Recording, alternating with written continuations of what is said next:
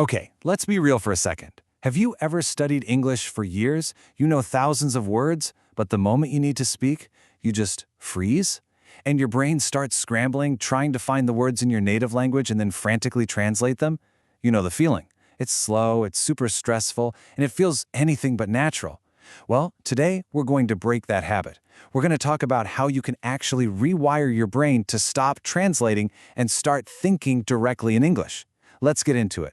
So, here's our game plan. First, we're going to identify something I call the translation trap and really understand why we all get stuck in it. Then we'll get practical with 6 powerful techniques to start building a new way of thinking. And finally, we're going to lock it all in with a super simple daily practice you can start today. All right, first up, let's talk about the translation trap. This is that huge, frustrating hurdle that keeps so many amazing English learners from feeling truly fluent, and it's something we are absolutely going to tackle head-on. So I want you to be honest with yourself for a moment. Does this sound familiar? You have a thought, you come up with the perfect sentence in your own language, and only then do you start that slow, painful process of trying to convert it piece by piece into English. If you're nodding your head right now, don't worry, you are definitely not alone. This is incredibly common. You see, this habit creates 2 very different kinds of speakers. On one side, you have the translator.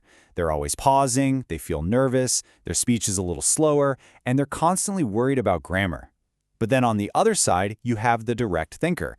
They speak naturally, they feel confident, their speech is faster, and the words just seem to flow. So the real question is, which one of these do you want to be? I think the answer is pretty obvious. So why do we get stuck in this trap in the first place? It's really important to get this. It has nothing to do with you being bad at English. Not at all. It's all about a habit your brain learned a long time ago. And the great thing about habits is they can be broken. It really just comes down to 3 things. First, it's a simple habit. Your brain's default setting is your native language, so that's where it goes first. Second, that habit gets reinforced by the fear of making a mistake, right? That fear makes you pause, double-check everything, and translate just to be safe. And finally, it's often a lack of the right kind of practice. A lot of us learn to read and write in English, but we don't really practice thinking in English. Okay, enough about the problem. Let's get to the fun part, the solution. We're about to dive into 6 really practical, powerful techniques to help you rewire your brain and build this new habit of thinking directly in English. Here is your new toolkit. We're going to start simple just by naming things around you in English.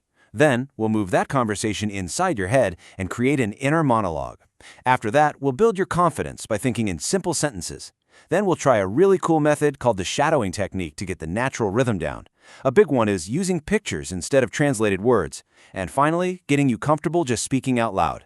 Each of these steps builds on the one before it. This brings us to a huge mindset shift. It's a real game changer. We have to stop linking new English words to our native language. So, don't do this. Don't learn that dog equals Kopek. Instead, do this. When you learn the word dog, I want you to connect it directly to the mental image of a furry barking animal. You see? You're cutting out the translation middleman completely. It's a direct connection, English word to idea. So now you have the techniques, but how do you actually turn them from just ideas into an automatic skill? Well, you need a routine.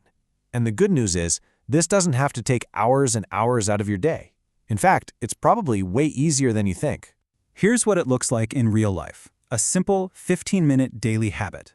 In the morning, for just 5 minutes, describe your plans for the day in simple English. You know, I will go to work, I need coffee.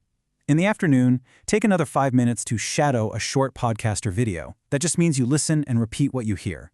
And in the evening, just 5 more minutes to write and then speak out loud 3 simple sentences about your day. That's all it takes. That's right, just 15 minutes a day. Now, I know it doesn't sound like much, but when you do it every single day, that consistency is what builds the new habit. It's the secret sauce. This is how you go from being a translator to being a person who truly communicates in English. Ultimately, this whole thing is about a mindset shift. It's not about studying English for a few hours a week. It's about finding small moments to actually live in English throughout your day. So I'll leave you with this final thought. Don't just study English. Live in English. And my question for you is this. What's the first English thought you're going to have as soon as this is over?